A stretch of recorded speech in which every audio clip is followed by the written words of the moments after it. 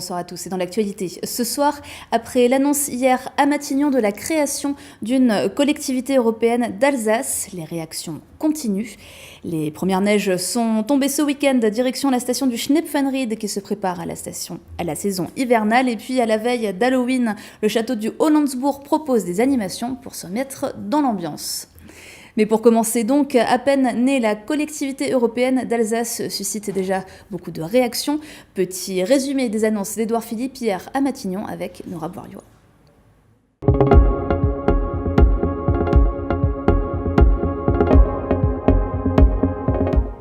Après plus de 2 heures de discussion et de négociations à Matignon, le gouvernement et le président de la région Grand Est, ainsi que les 2 présidents des départements alsaciens, ont signé une déclaration commune de création de la collectivité européenne d'Alsace. Un texte de 10 pages qui trace les grandes lignes de la future collectivité alsacienne.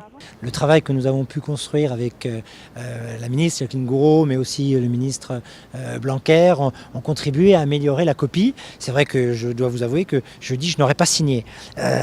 Aujourd'hui, nous signons.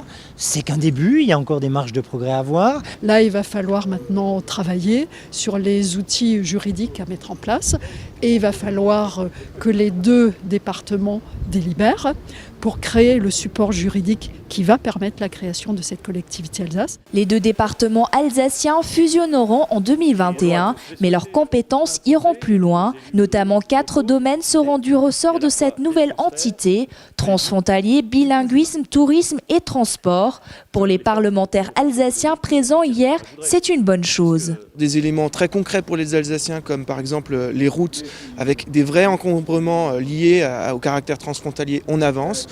On va tous se mettre dans une posture constructive pour faire avancer le plus loin possible cette collectivité alsacienne. Ce qui est intéressant, c'est que cette collectivité, aujourd'hui, on sécurise les compétences qui sont actées, mais le droit de différenciation, une fois qu'il sera acquis, permettra d'enrichir cette collectivité. C'est qu'on est un peu sur un principe de Lego. Lors de la conférence de presse hier, le Premier ministre avait affirmé que la décision du siège de la nouvelle collectivité revenait aux élus alsaciens.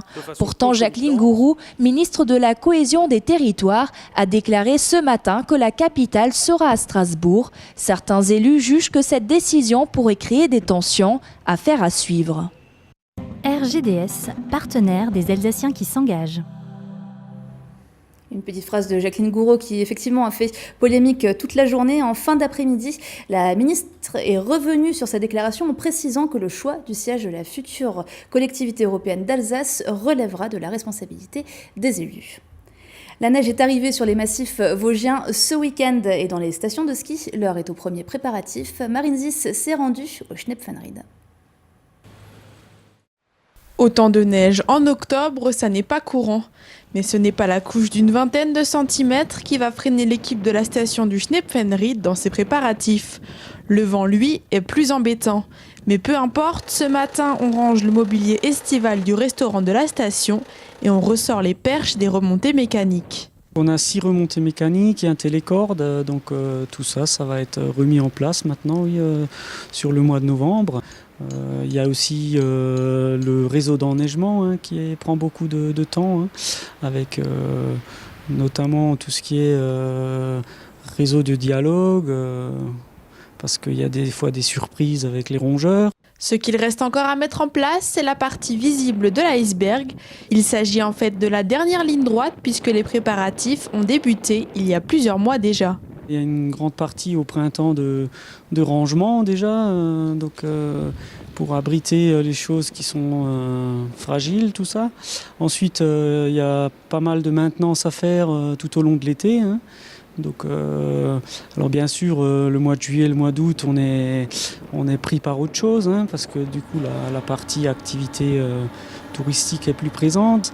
Et puis après, dès qu'on est un peu plus libre, on continue donc la maintenance des enneigeurs, des engins d'amage, également les remontées mécaniques, donc avec des contrôles de rotation des roulements, des graissages.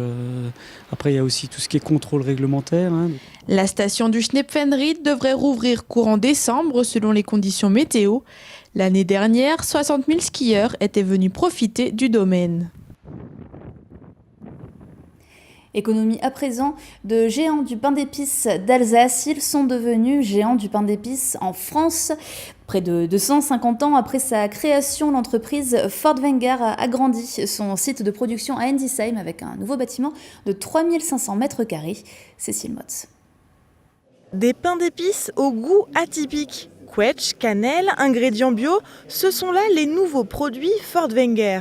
Aujourd'hui, l'entreprise alsacienne est le plus gros fabricant de pain d'épices de France. Et c'est l'acquisition en 2016 de la société Biscuiterie de France qui lui donne ce titre. Avec de nouvelles machines, mais aussi de nouvelles recettes, l'objectif est clair. Toutes les machines étaient en piteux état, donc il va falloir on a dû les reprendre entièrement, les désosser, les repeindre, les mettre aux normes de sécurité. Le but, c'est de redonner un nouveau au niveau du pain d'épices. Partir vers la création, dépoussiérer entre guillemets le pain d'épices traditionnel et essayer d'apporter quelque chose de nouveau sur le marché. La nouvelle unité de production d'Ensisheim permettra donc de doubler la production de l'entreprise. En tout, ce sont 6 tonnes de pain d'épices réalisées par jour, mais aussi 2 tonnes de bredele. Des résultats suite à un investissement de 3,5 millions d'euros.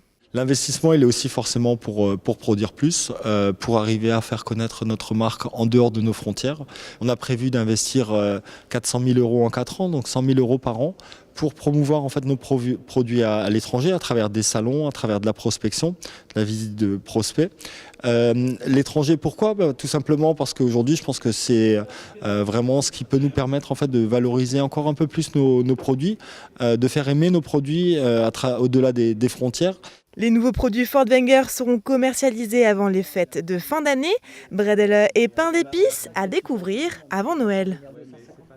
Après la neige et les pains d'épices, parlons maintenant d'Halloween, c'est demain.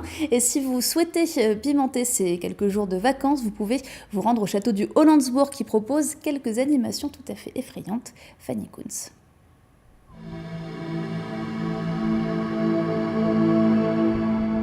La pluie, la brume côtoient citrouilles et sorcières. Mais qu'arrive-t-il au château du Hollandsbourg ? Depuis samedi dernier, la forteresse accueille le défi de l'étrange, un jeu participatif qui mêle magie, mystère et épouvante. Nous en sommes peut-être sortis vivants ce matin, mais cela n'a pas été chose facile.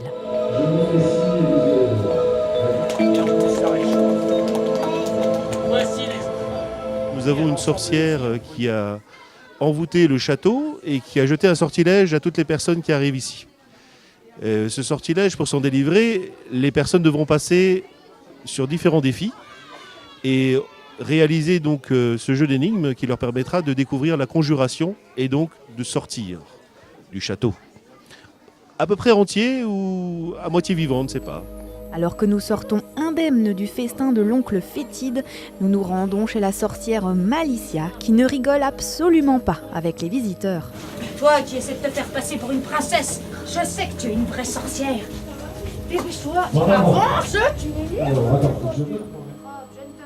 Le parcours proposé dans le château exploite de nombreux recoins et oblige les visiteurs à s'engouffrer dans les lieux les plus mystérieux. L'idée, c'est de découvrir donc, ce monument de manière différente que d'ordinaire, où on propose en général la visite, la découverte de la muséographie. Donc, ça permet aussi de découvrir des recoins insolites, mais surtout de permettre aux gens de s'amuser et de se faire plaisir tout en se faisant des petites frayeurs.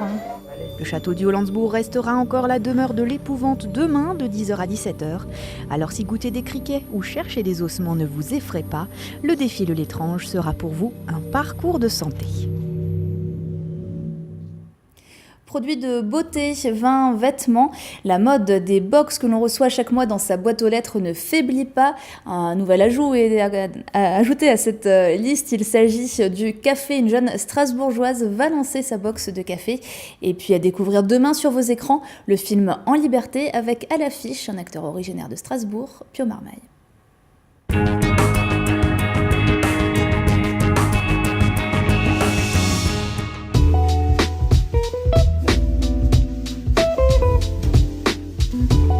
Chez Delphine, 27 ans, la douce odeur du café imprègne les murs. Cette jeune strasbourgeoise, passionnée de café, s'est lancée un défi, commercialiser une box mensuelle sur le café. Le principe, faire découvrir un univers et des saveurs. La box s'ouvre comme ceci. Il y aura un sachet de café de 250 grammes, ce qui correspond à peu près à cette taille-là, et un petit livret explicatif où je vais rédiger une présentation du café, du torréfacteur en question, des conseils de dégustation, enfin voilà, un petit carnet avec plein de choses sur le café en question et comment l'utiliser chez soi. Tous les mois, elle proposera une nouvelle gamme de cafés de spécialité en se fournissant auprès de torréfacteurs français. Le café de spécialité, par opposition à celui que l'on trouve dans la grande distribution, est cueilli, trié et lavé à la main, puis torréfié selon son origine. Le café de spécialité en France, on ne le trouve pas forcément partout, déjà pas en grande surface. Il faut aller dans les coffee shops et les coffee shops, il faut les connaître. Le café de spécialité, c'est un monde qui est encore trop peu connu, donc le moyen que j'ai choisi, donc la box, en fait, c'est vraiment de pouvoir avoir son café tous les mois à la maison. Moi, je fais la sélection pour mes clients. Après, ils auront la possibilité d'acheter le café aussi sur le site ou d'aller les acheter. Et finalement, quand on s'y intéresse un petit peu, on trouve facilement les coffee shops et ensuite aller les acheter par eux-mêmes. À force de fréquenter des coffee shops, Delphine s'est prise de passion pour cette boisson en 2015 et elle en a même fait son métier barista. Pour elle, si la plupart des gens boivent du café, peu le dégustent en connaisseurs. Le café, comme je disais, c'est un monde qui n'est pas connu parce que, comme dit, on le boit juste pour avoir son shoot de caféine le matin ou en journée ou pour tenir la journée au travail. Mais en fait, c'est une boisson vraiment à part entière qui a des goûts, qui peut se déguster tout comme une dégustation de vin où on recrache sa boisson pour ne pas avoir trop de caféine dans le sang. Et suivant les grains ou même avec un même grain, juste avec la façon de les préparer, on peut vraiment avoir des goûts différents. Avec plus de 43 arômes dans un café, soit bien plus que le vin, il y a de quoi se faire plaisir. Les premières boxes seront mises en vente dès novembre.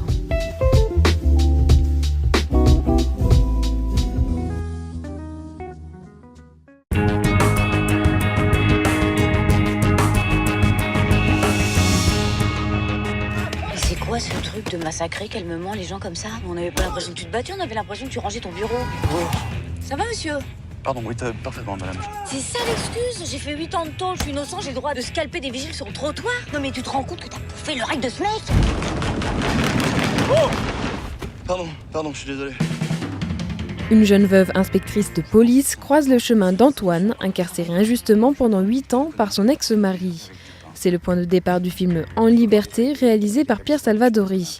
Un scénario mêlant gag et émotion qui a poussé l'acteur originaire de Strasbourg, Pio Marmaille, à se lancer dans cette aventure. Je connaissais Pierre Salvadori depuis un certain temps. On avait fait un film ensemble avant qui s'appelait Dans la cour. Et il m'a dit, écoute, j'ai écrit un film en pensant à toi, enfin, de personnage d'Antoine. Est-ce que tu veux le faire? Donc j'ai tout de suite dit non, évidemment. Parce que c'était la réponse la plus normale. Et finalement, j'ai dit OK. Parce que je trouve ça extrêmement bien écrit, hyper surprenant, enfin je sais pas, enfin un truc, une expérience de vie géniale, quoi. Enfin moi, ce film était à faire, c'est un truc qui m'a assez bouleversé. Je pense que Pierre, il a su saisir, chez moi, c'était peut-être quelque chose d'un peu excessif, ou tu vois, un peu border, un peu libre et explosif, quoi. Et c'est la première fois où il y a un metteur en scène peut-être arrivé à toucher ce truc-là qu'il y a chez moi. Et du coup, j'étais très heureux d'avoir la possibilité de partir dans cette direction-là. Et ce rôle d'un ex-bijoutier, n'arrivant pas à reprendre une vie normale après sa sortie de prison, colle à la peau de l'acteur, qui a l'habitude de jouer des personnages outsiders. Ce que j'aime dans le personnage d'Antoine, c'est que c'est un type qui est complètement un peu bousillé, un peu frappé, mais qui veut rentrer dans une normalité. Et du coup, il préfère manger les oreilles des autres. Et il ne met pas de coup de couteau, mais c'est quelqu'un d'extrêmement violent. Ouais. Et pour voir le film sur grand écran, c'est à partir de demain.